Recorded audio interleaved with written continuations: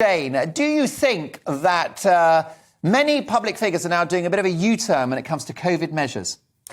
In some degrees, yes. I think that because essentially they've all been battled into this fear culture, and do you know what?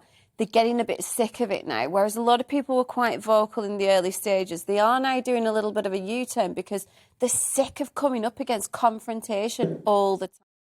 And I've been exactly the same as you. I've been against this from the beginning. In the beginning, I was a little bit more bought into it, but predominantly throughout the whole thing, I've been against all of it because it's gone against so many human rights, and that's just against everything I believe in.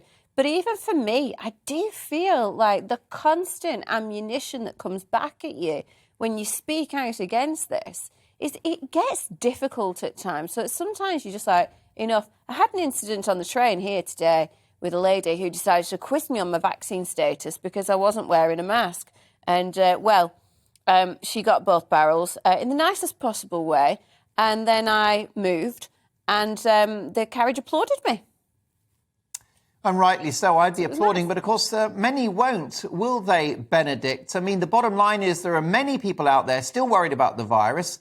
There are many in the scientific and medical establishment concerned about hospital capacity. So where do you think we are in the pandemic?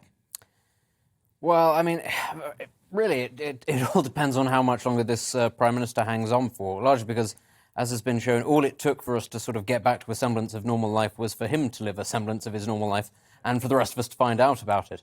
For as long as he is in place, under the cosh, under pressure, I think that we will begin to edge our way a little bit back towards a semblance of normality. The difficulty is, were he to be in a slightly stronger position or somebody else to replace him, we might end up sort of rowing back to a position where some regulations, for whatever reason, were brought back in. And this is the thing, actually, it doesn't really need an awful lot of justification. As you've pointed out, a lot of people are very worried about the state of the virus. It's not, in fact, just the virus itself that they're worried about. They worry about, the NHS collapsing. They're worried about all sorts of things.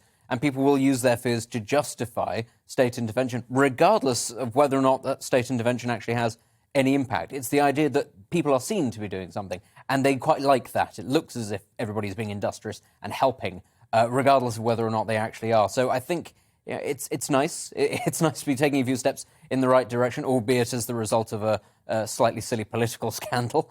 But I don't think it's... perhaps I don't quite share your enthusiasm or your confidence, Mark, that we are firmly going in that direction. I think it could slide back in the opposite direction quite easily, frankly. Well, Benedict, what really bothers me, as I mentioned, I drew attention to that cartoon in the New Yorker. There's a passenger on a plane. He said, I'm sick of the smug pilots. Who wants me to fly the plane? Which I guess is a sort of satirical comment on armchair experts. But I feel that ordinary people, lots of my viewers, have been gaslit in the course of this pandemic. I think everyone is allowed a view because we've all been impacted by these measures. And I don't think, Benedict, you need a degree in epidemiology to have an overview about whether lockdowns work. No, you don't. And I think anybody who's been paying attention to the arguments around higher education in the UK would be able to tell you that not all degrees and qualifications are necessarily worth the paper that they're written on, but also anybody who has any sort of idea about how the scientific community works, and that's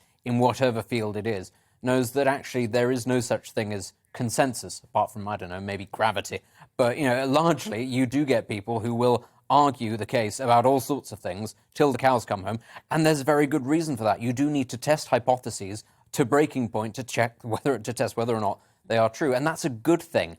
And I think really this is the intersection, if you like, between science and politics in this country, popular politics, where actually adversarial attitudes, quite nasty, pernicious attitudes sort of hit up against each other, and where, you can be, rather than just an inquisitive mind, a questioning individual, you can be painted as a morally bad person for asking questions. And I think that that's something that we're going to have to reconcile ourselves if the world is to become more technologically and scientifically literate. People are going to have to come to terms with that. There are no black and white answers very often when it comes to science, whatever it is, biology, physics, it doesn't really matter. That's the reality, is that there is always shifting sands.